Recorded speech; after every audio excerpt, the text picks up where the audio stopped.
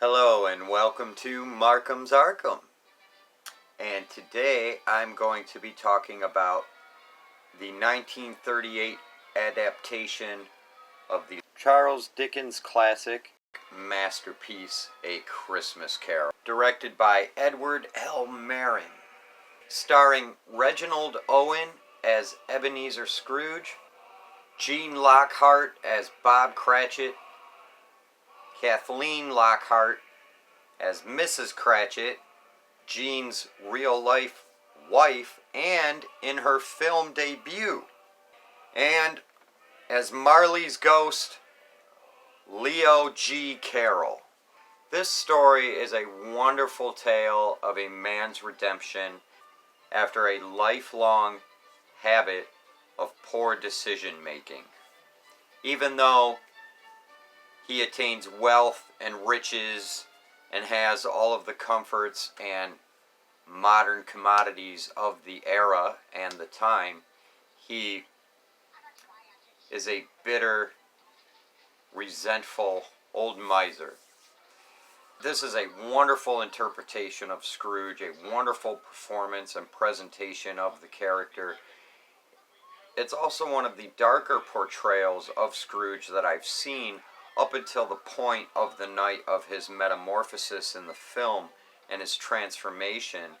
He is a bitter, resentful, angry old miser who is unapologetic, cold, heartless, a stone wall. Hence the classic line, if they're going to die, they'd better hurry up and do it and decrease the surplus population. The other characters that he interacts with in the film who are aghast and appalled at his behavior and his attitude. It's just an excellent portrayal of the character. Gene Lockhart as Bob Cratchit also gives a good performance. For me, it's not specifically memorable. I've seen many adaptations of this book, and his performance in this is not one of the more memorable ones. He's not one of my favorite Cratchits, I must admit. Leo Carroll as Marley's ghost, I wonder if he's any relation to Lewis Carroll. He's entertaining to watch. Every version of Marley's ghost is always really good. So to sum the story up really quick, Scrooge is a bitter old man who hates Christmas. He never celebrates. His famous line is "Bah humbug," and he gets visited by Marley's ghost, who warns him if he doesn't change his ways, he will end up in torment for all of eternity. So he's visited to save him from this eventuality. He tells him he's going to be visited by 3 spirits throughout the night and to be ready for them. Then Scrooge is visited by the 3 spirits. Each spirit has their own character, their own style, their own presence.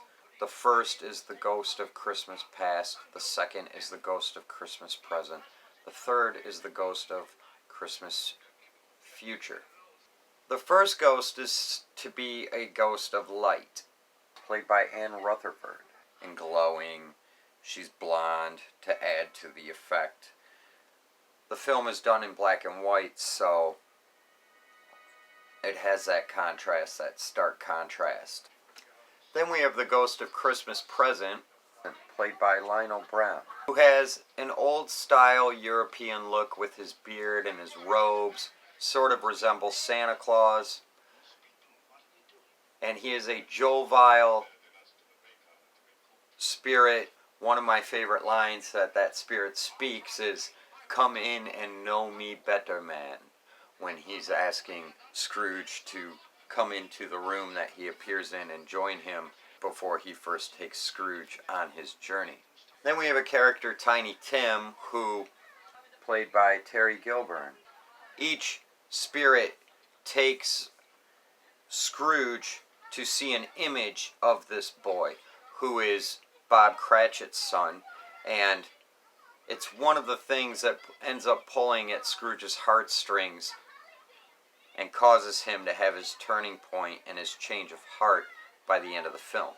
And finally, we have Ghost of Christmas Future, played by D'Arcy Corrigan, which in this film is portrayed as a figure in a dark black robe. Most commonly in the description in the book, the figure is like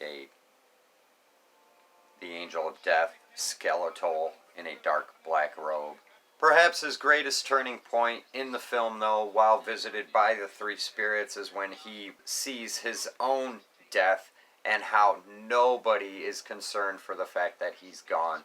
Nobody cares. They're all joyful. People are trying to sell his stuff, and it really hits him hard.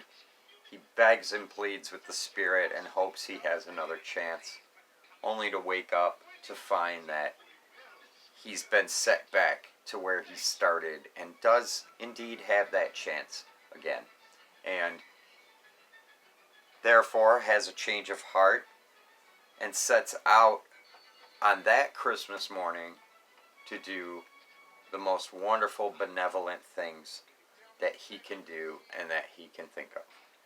As I said, it's a great, joyful story of redemption and one man's path to seeking the right way to be as a human being. I'll put it that way. So, I hope you guys enjoyed my take on this film.